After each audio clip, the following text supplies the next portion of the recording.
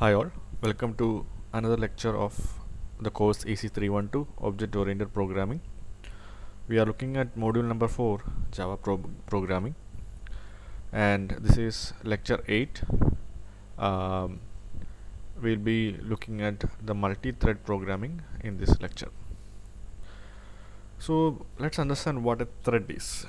So if you have a look at a program running in your operating system, whether it is Windows or Linux, etc., they will show you something called as a process. So if you look at in Windows Task Manager, you can see there is a process, and it will list all the process that is being run in your operating system.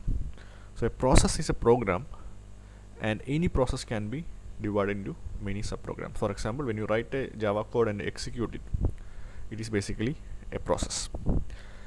And multi-threading is a conceptual programming where a process is divided into two or more sub-processes which can run in parallel.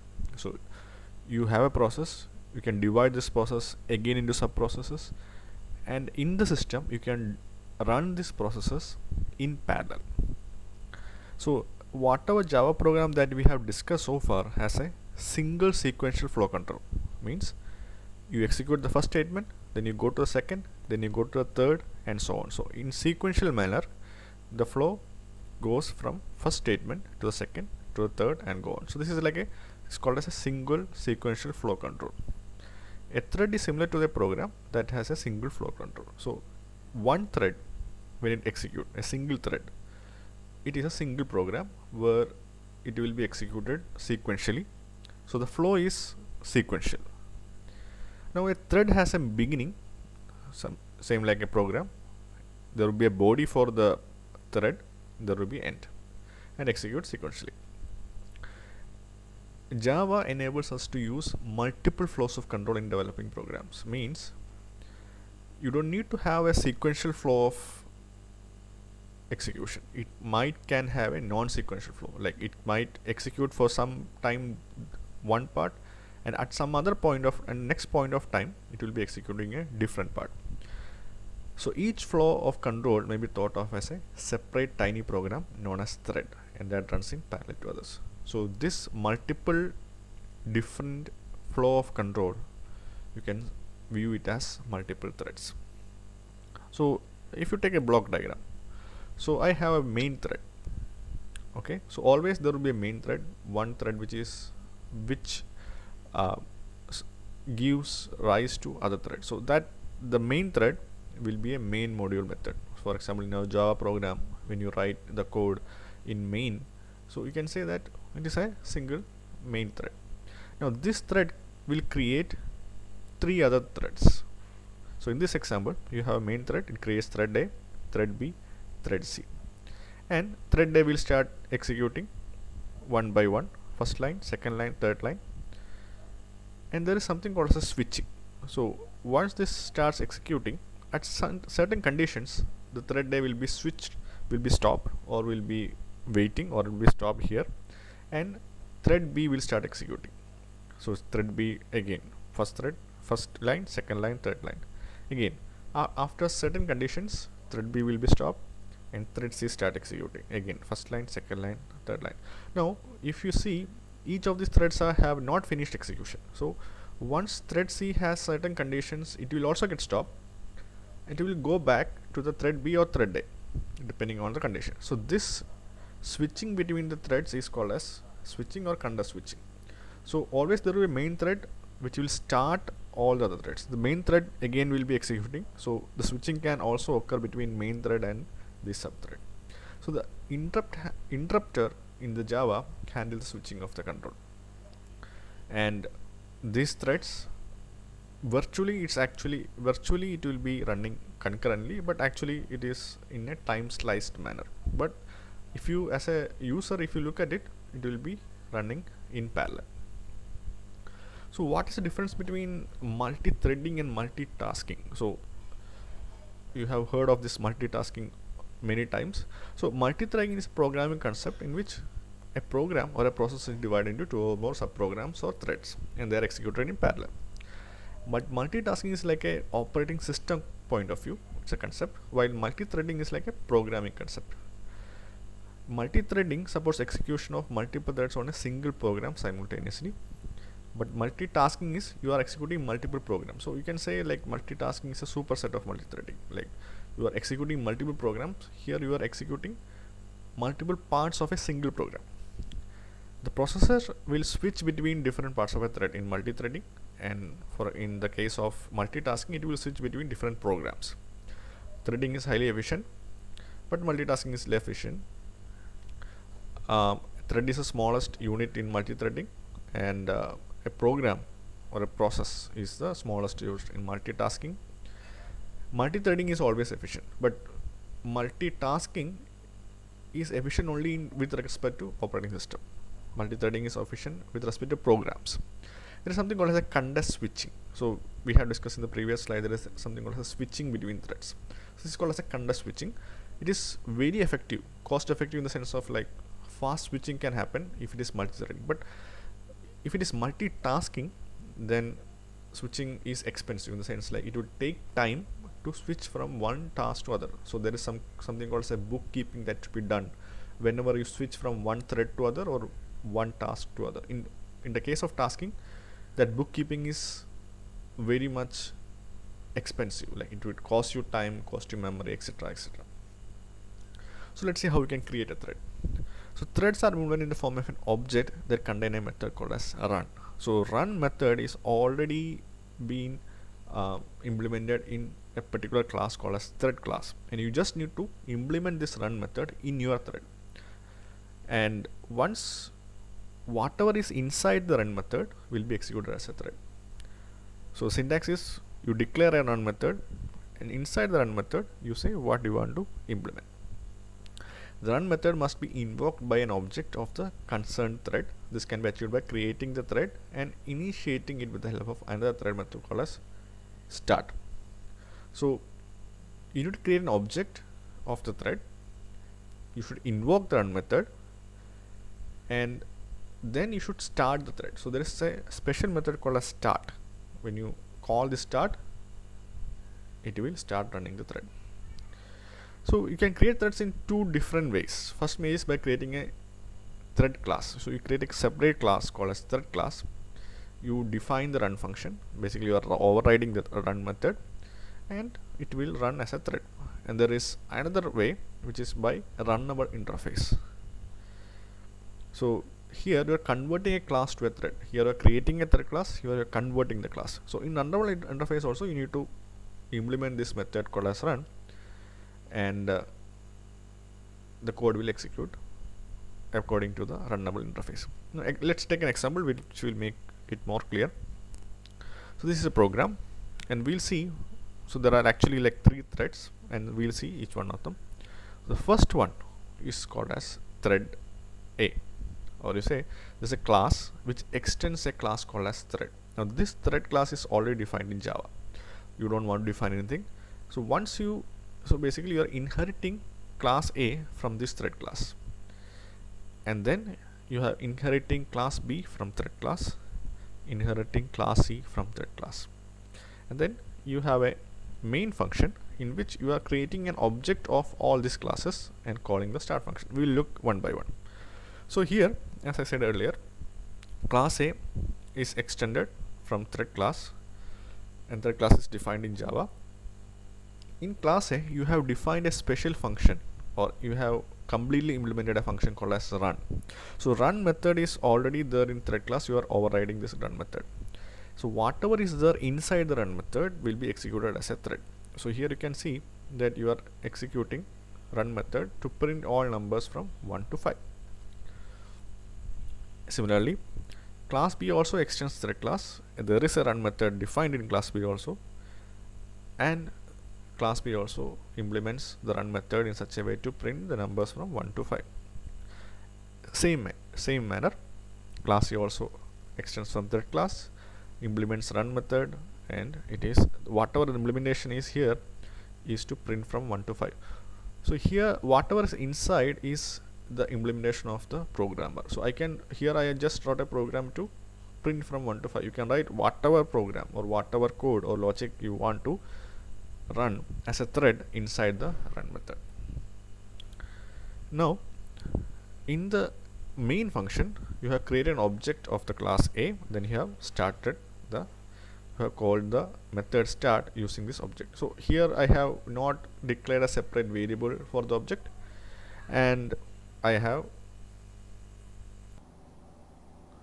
and it has started with start. So when you call this object with start, it starts the thread. Again, I create an object for class B, which is new B. Then I say dot start, which is basically I am creating or starting the thread B. And similarly, I start the thread 3. So basically, each of these class A, B, and C will run as separate threads.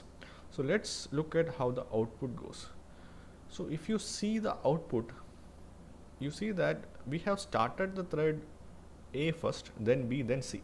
But here the thread B is the first one which is getting executed, then went to thread A, went to thread C, then thread A B without executing C jumped to A again, then it executed C. You can see that the thread execution is different in different times. So basically what happened is thread B executed, it switched to thread A, then it got switched to thread C, then it got switched to thread A again, and keeps on changing. So this switching has happened in the output, and the execution is not in the order of how we have started the threads. And you can see the first one to finish is thread A, but thread B and thread C is still running, so it finished running. Thread B got finished, and then thread C.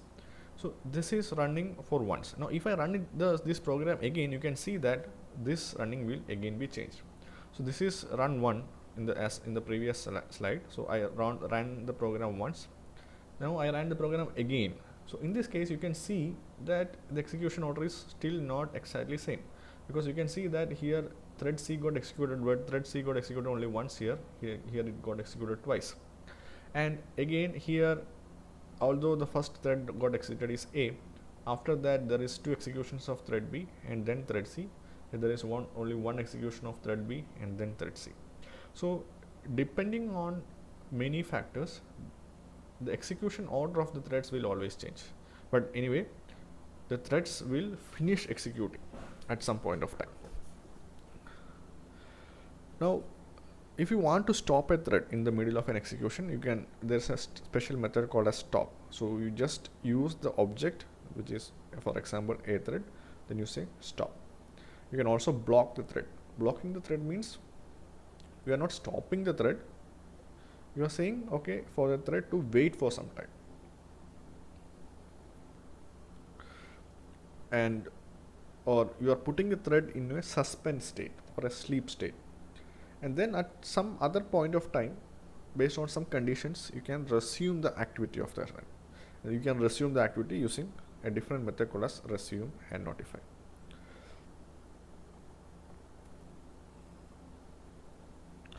So we will discuss this scenarios, something called as a life cycle of a thread.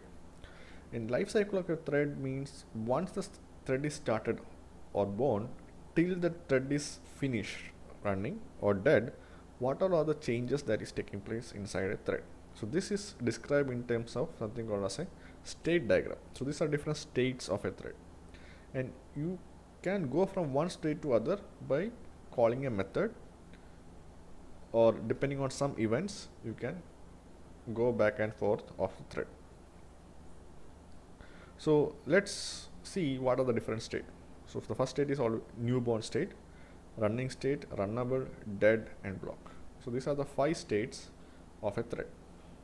So let's look one by one. The newborn state is a state in which the thread is born.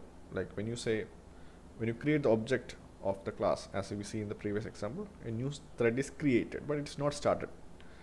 Once you call start, then it will be put in a state called as runnable state. That means it is not running, but it is ready to run.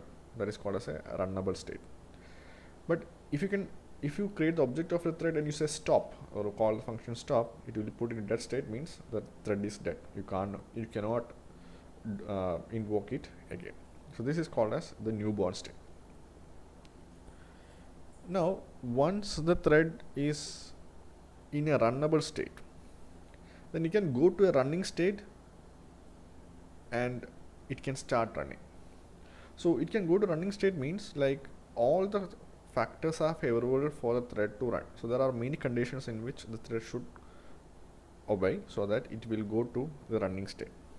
Once it goes to running state, it will start executing. Basically, whatever is written inside the run function will start executing when the thread goes to running state. Now the deciding factor, or who will decide when to go to runnable, newborn, dead, blocked, is basically the scheduler, or something called as a switching. In the case of Java, it is an interpreter which will decide when to go to running or runnable state.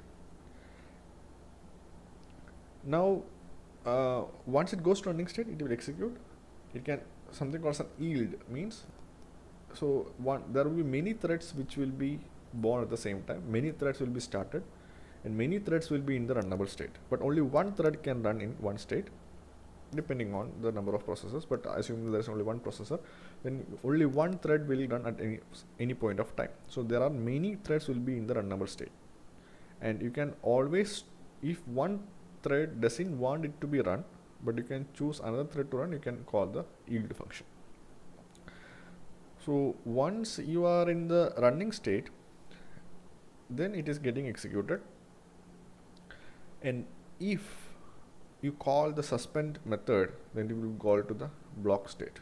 Or if the thread running in the running state is waiting for some resource, for example, let's say I want to press a keyboard for the thread to run to the next line. You are inputting some number, and the user needs to give an input for the thread to go to the next line. So the thread should wait.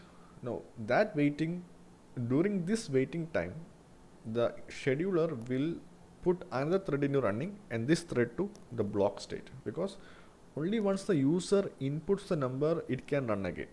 So you don't want to waste time for the thread or for the interpreter to wait for the user for this particular time. You can always schedule the next thread to run, and once the user inputs, you can schedule the current thread. So it will go to the wait state or block state when you have suspend, or it is waiting for some event, or you are sleeping in the sense like you put a delay or something like that, then you are putting in a sleep state, and it will go to the block state. In block state, thread is prevented from entering into runnable state and running state. So in block state, thread is not running. So there will be many threads at any point of time in block state waiting for some kind of an event or a resource. Now the running thread will move to runnable or running state if receive or notify event has occurred. So assume that the user has pressed the key and finished entering. Then basically some kind of an event has occurred in which this thread can move to runnable or running state. So any two events occurs or any resources gets available for this thread, it will move to the runnable state. Now to be clear, in block state the thread is not dead, means it can always be scheduled to running or runnable. But in block state, if you call the stop method, then it will be dead. In dead state, it can occur either when the complete running of thread has finished, that is whatever is inside the run has finished running, it will go to dead state, and or if you call the stop method from any point of time, either from newborn state or from active thread or block state, it will go to dead state. So these are different states. Now there is something called a thread priority. Like as I said earlier, in runnable state there can be many threads at any point of time. So who should be going to running state once the resources for all the threads are available? So that depends on thread priority. So thread scheduler, which in the case of Java it will be interpreter, assigns a processor to a thread based on priority of thread. Whenever we create a thread in Java, it always has some priority assigned to it. So by default there is some priority assigned to it, and the priority is actually an integer value assigned to the thread, and the integer value can vary from 1 to 10, and so the 1 being the minimum priority, which is called as int min underscore priority is a static public variable. There's a normal priority, but which is default, which is 5, and there is maximum priority 10. So a user can always change the priority of the threads. So if some thread needs to be very critical, that it should be serviced as soon as possible, then you can assign maximum priority. Some other thread which can wait for some time, which is not critical, then you can assign minimum priority. Now the importance of thread priority, as I said earlier, there will be multiple threads in the runnable state waiting to go into running state. The Java system executes thread with the maximum priority. So in the runnable state, there will be multiple threads. If any thread wants to go to running state immediately, then you can increase the priority of that thread. So now if a lower priority thread wants to go to running state, that means to gain control, so one of the following things should happen: that it stops running at the end of run, it is made to sleep using sleep, that is the high priority thread is finished executing, high priority thread is in sleep state or block state, or it is high priority thread is in wait because of waiting for some event. In these three conditions, a low priority thread in runnable state can go to running state. Now there is a special situation. Let's say in a running state, a low priority thread is being executed. Now in runnable state, a high priority thread came into existence from, like, somebody has started a new high priority thread. What happens is the high priority thread will immediately move to running state, and low priority thread will be moved to block state or runnable state. This is called as a preemption. So if another thread of high priority comes along, the currently running thread, which is the low priority thread, will be preempted by the high priority thread, and the low priority thread will be moved to runnable state. So this is called as a special name called as preemption. Your high priority thread, low priority thread is preempted by the high priority thread. Now you can set the priority using this function, which is set priority, and you pass a value that will set the priority of the thread. You can also get what is the current priority using get priority. So as I said earlier, you can run the thread in two ways. One is using creating thread class, and other is using a runnable interface. So runnable interface that is to be implemented by a class whose instances are intended to be executed by thread. So as we seen earlier, interfaces, you can always implement an interface in a class, and one type of interface is the runnable interface. A runnable interface also declares run method that is to be required for implementing threads in the programs. The steps for implementing runnable interface is discussed in the next few slide. So steps are like this: you declare the class as implementing a runnable interface. So the runnable is a keyword here, which is already defined in Java. So you create a class X, for example, which implements this runnable. Now inside this class, you define the function run, which is already defined in this interface, and inside the function you say what you want to do. For example, in this case you are printing the number from 0 to 9. So you are implementing the run method inside this class. Now in the main function, or in some other class, or in the same some other class, you create a thread by defining an object that is instantiated from this runnable class. So runnable class is X. Now you create an object called as runnable X of the class X, and then you instantiate the thread class using the thread X variable by creating an object thread X, which is new thread of the runnable X class. So this is important. And then you start the thread. So you say thread X dot start. So basically you are passing this runnable X as an object to the constructor in the thread class, which will create the thread, and when you say thread X dot start, it will start the thread. So an important part is many threads are running in parallel. So how will you communicate between each other? Let's say I want to pass some value from one thread to other thread, or I want to do some kind of communication between threads. So this is called as an inter-thread communication. We exchange something called as a message between two or more threads. So Java implements this using three methods. One is notify, means you can call this notify function uh, so this will be notified to any thread. Notify all means you can send some message to all the threads. Wait function sends the calling thread in sleep mode. Also specify the time for which thread has to wait. So these are some inter-thread communication. So these are the basics of thread in multi-threading. So this is only a very basic explanation of multi-threading. Actually, it is a big topic of multi-threading, but for Java part, this is the basic explanation. You can look at these questions so that you will understand the lecture better. Thank you.